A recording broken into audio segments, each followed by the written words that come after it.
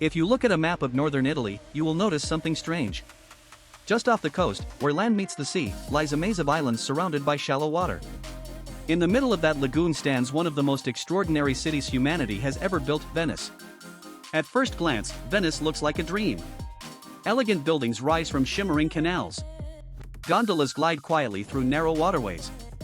Stone bridges arch gracefully across the water. But beneath this beauty lies a question that has puzzled travelers, scientists, and engineers for centuries. How can an entire city stand on water? Most cities in the world are built on solid ground. Their foundations rest on rock or compact soil capable of supporting massive structures. Venice, however, sits in a lagoon filled with mud, sand, and soft sediment. By every rule of engineering, a city like this should not exist. Yet Venice has stood here for more than 1,500 years. Palaces weighing thousands of tons have remained stable for centuries. Cathedrals, towers, and houses continue to stand despite storms, tides, and constant exposure to saltwater. To understand how this is possible, we must travel back to the early days of Venice, a time when desperate people were fleeing for their lives.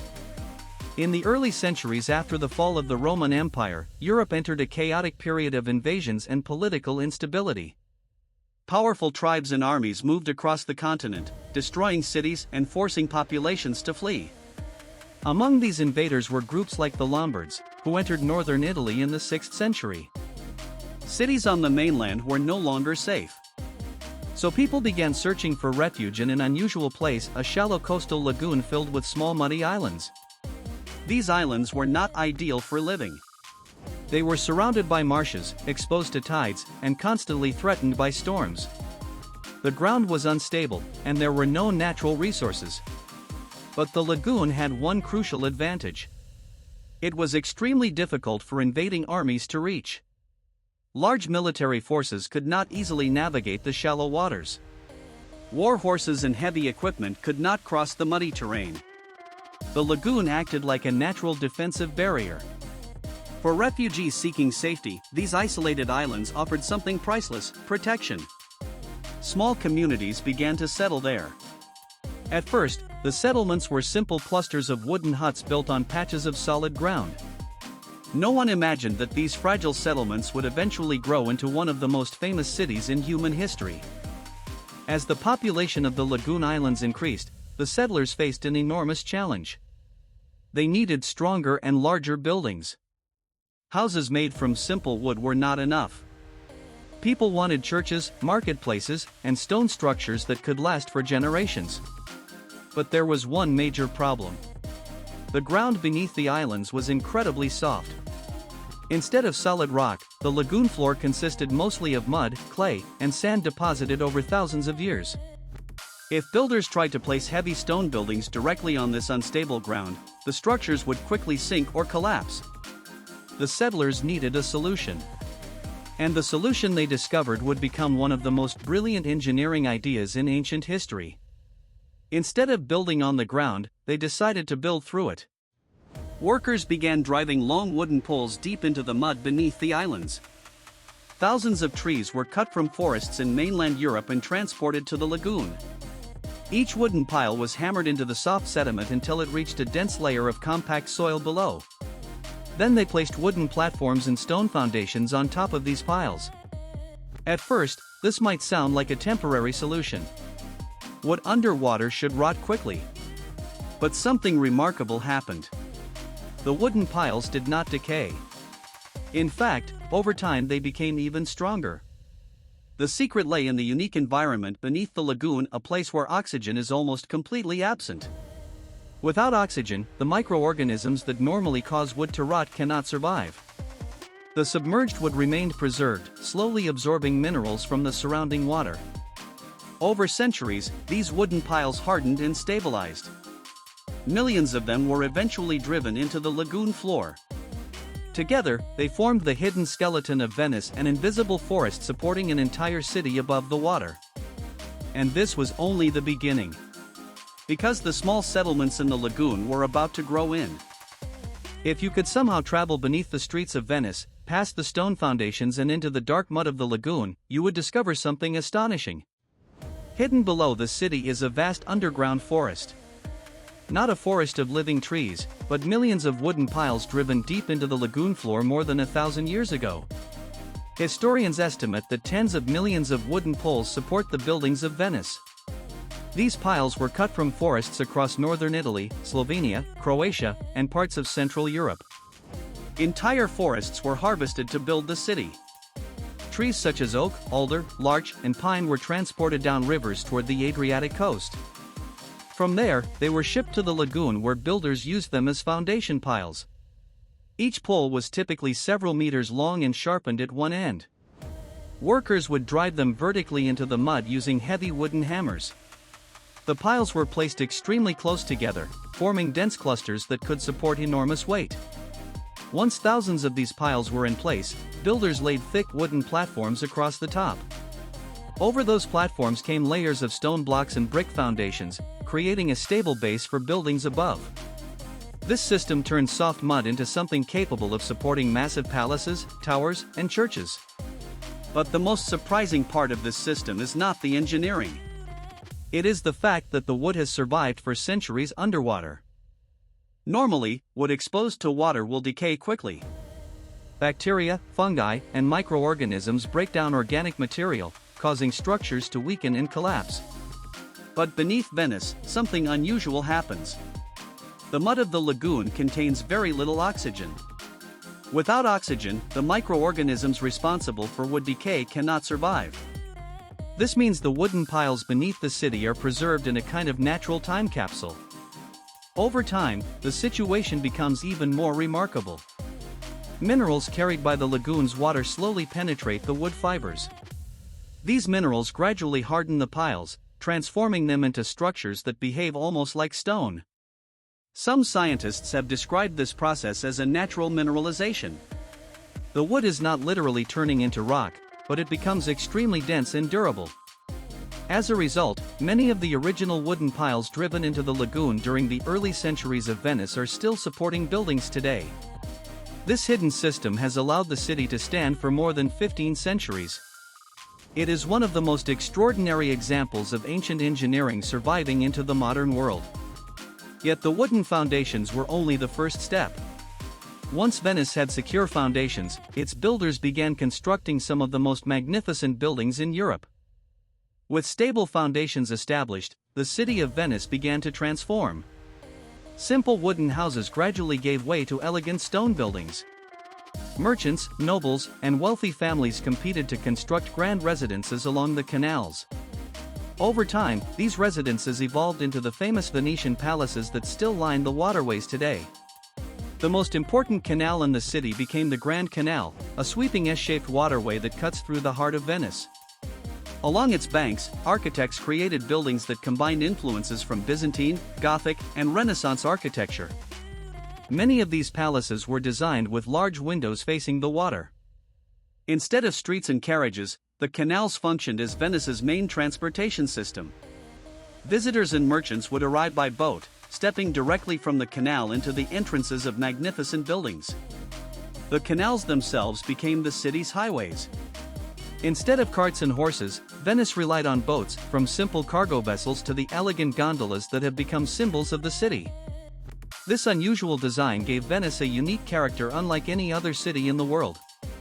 Water replaced roads. Boats replaced carriages.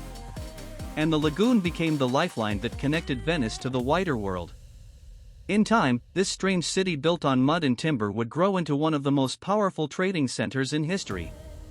Venice was no longer just a refuge for refugees. It was becoming a maritime empire. By the early Middle Ages, the small settlements scattered across the lagoon had grown into a thriving city. What began as a refuge from invading armies was transforming into a center of commerce and influence. This new power became known as the Republic of Venice, a state that would dominate trade across the Mediterranean for nearly 1,000 years. Venice had several unique advantages.